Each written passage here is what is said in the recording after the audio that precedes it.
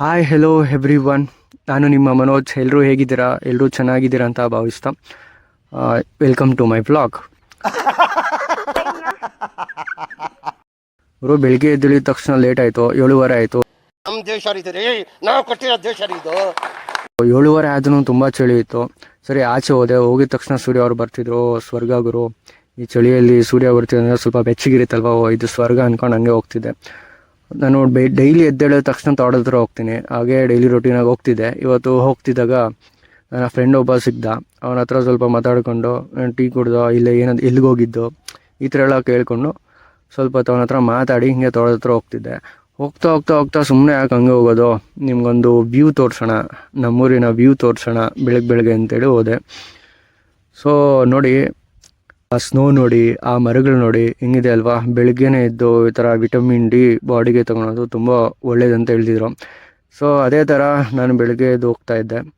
ಹೋಗ್ತಾ ಹೋಗ್ತಾ ಲೆಫ್ಟ್ ಸೈಡಲ್ಲಿ ನನಗೆ ಒಂದು ಬ್ಯಾನರ್ ಥರ ಕಾಣಿಸ್ತು. ಏನಪ್ಪ ಇದು ಅಂತ ನೋಡೋಣ ಅಂತ ಆ ತೋಟದ ಹತ್ರನೇ ಹೋದೆ.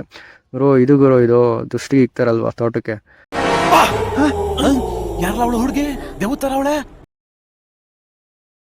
ಗುರು ಇದು ಫುಲ್ ಚಿಕ್ಕಬಳ್ಳಾಪುರಲ್ಲೇ ಫೇಮಸ್ ಗುರು. ಇದು ಎಲ್ಲ ತೋಟಗಳಲ್ಲೂ ಇದೊಂದು ಟ್ರೆಂಡ್ ಆಗ್ಬಿಟ್ಟಿದೆ.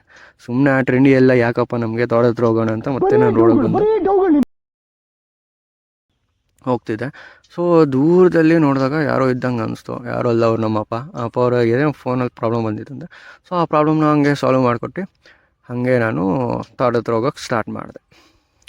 ನೋಡ್ತಿದ್ದೀರಲ್ಲ ಬ್ರೋ, ಅದೇ ನಮ್ಮ ತೋಟ. ನಾವು ಈ ಜೊತೆ ಮಾರಿಗೋಲ್ಡ್ ಹಾಕಿದ್ದೀವಿ.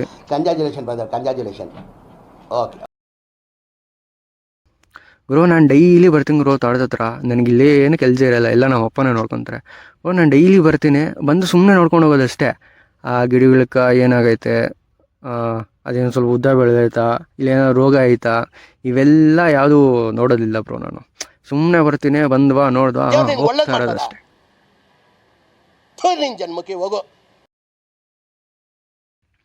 ಒಂದ್ಸತಿ ವ್ಯೂ ನೋಡಿ ನಮ್ಮ ತೋಟದ ಹತ್ರ. ಡೈಲಿ ಅಷ್ಟೇ ಬ್ರೋ, ನಾನು ಇಲ್ಲಿ ಸುಮ್ಮನೆ ಜಸ್ಟ್ ಬರಬೇಕಷ್ಟೇ. ಡೈಲಿ ವಾಕಿಂಗೇ ಬರ್ತೀನಿ ತೋಟದ ಹತ್ರ ನಿಂತ್ಕೊಂಡು ಹೋಗ್ತೀನಿ.